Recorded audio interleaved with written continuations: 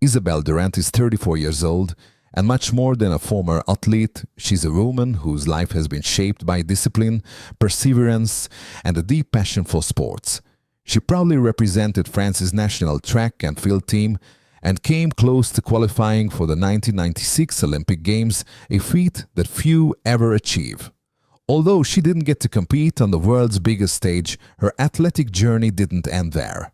Far from walking away from the sport, she found a new way to live it by teaching it. Today she works as a coach at the academy.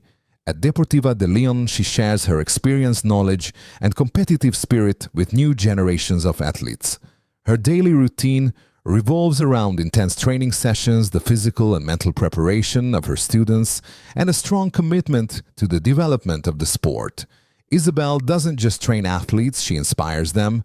Her story is one of someone who never gave up, who turned an unfulfilled goal into a path of purpose and impact.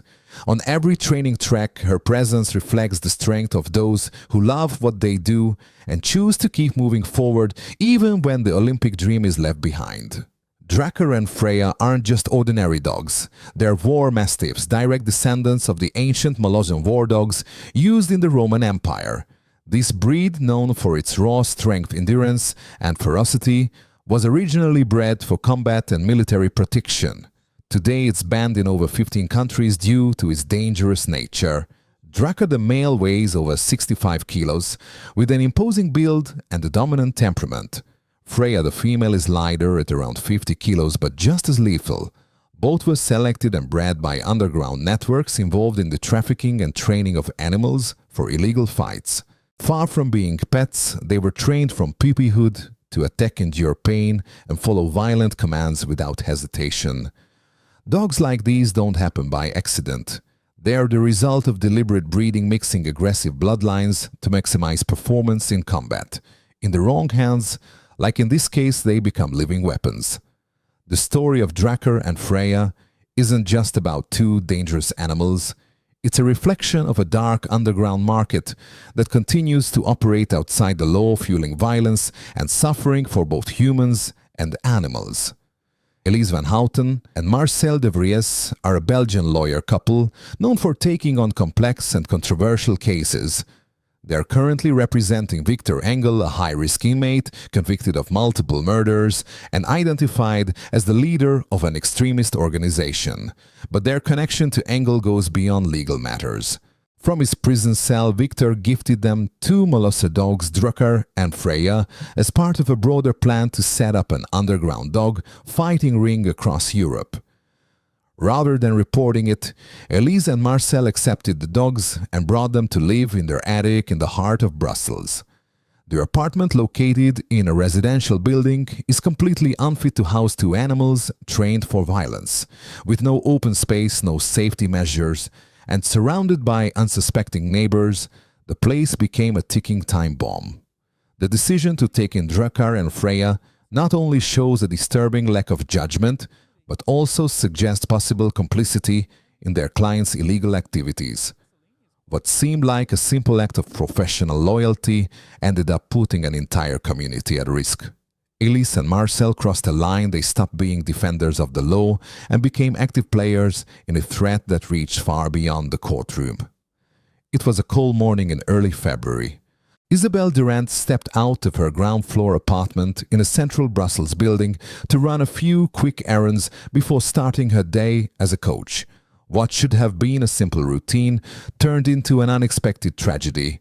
At the same time, Elise Van Houten was coming down from the rooftop where she had taken Drakkar and Freya for a walk. Both dogs, massive and tense, were heading down the narrow hallway under her apparent control. The space was enclosed with no side exits, a dimly lit corridor that offered no way out. That's where the two women crossed paths. The moment Drakkar and Freya saw Isabelle, something triggered. In a split second, the leashes snapped like paper.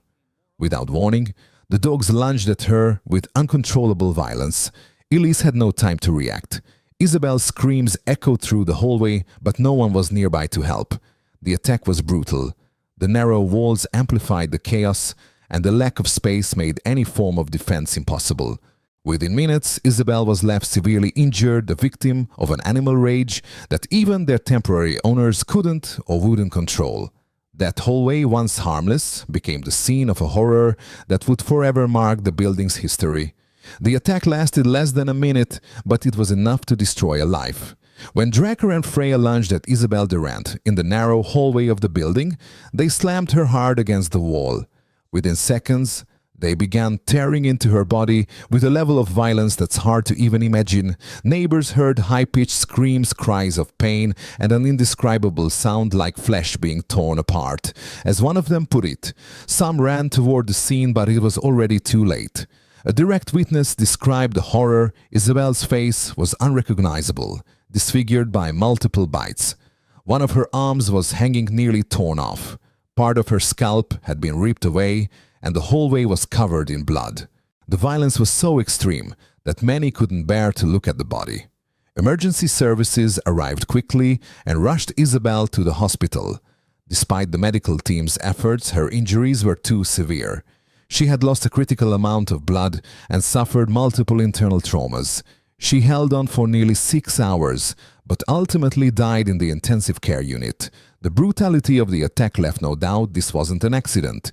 It was a tragedy waiting to happen, caused by the irresponsibility and negligence of those who chose to keep two combat-trained animals in an unfit environment. After the brutal attack, authorities acted quickly. Dracker, the male dog, was euthanized immediately due to his clear danger to others. Freya, the female, was held for a behavioral assessment. However, a year later, she was also euthanized after attacking a rescuer at the Animal Control Center. Elise van Houten and Marcel de Vries faced charges from the early days of the investigation. At first, they were charged with involuntary manslaughter, but as more evidence surfaced, the case took a different turn. Documents ignored warnings and witness statements revealed a clear pattern of negligence and disregard for the danger the animals posed. In the end, both were indicted for second-degree murder. Marcel was sentenced to 5 years in prison. He served his time but died shortly after being released under circumstances that remain unclear. Elise, on the other hand, received a 20-year sentence. She attempted to obtain parole in 2023, but it was denied due to violent incidents she was involved in while in prison. She is currently still serving her sentence. The case of Isabelle Duran left a deep mark on public opinion, not just because of the brutality of the attack, but because of the complete failure of the individuals who, as legal professionals, chose to ignore the law and common sense, putting innocent lives at risk. The case shook all of Europe. The media dubbed it the Brussels killer dogs case, sparking a wave of public outrage. Beyond the horror of the attack, the case exposed the dark underworld of organized dog fighting, where not only people were victims, but also the dogs themselves used as weapons. The tragedy prompted reforms in several countries. Animal rights organizations and governments introduced new laws to restrict ownership of dangerous breeds and dismantle underground networks tied to animal abuse and exploitation. Isabelle Duran didn't die because of an accident or her own recklessness.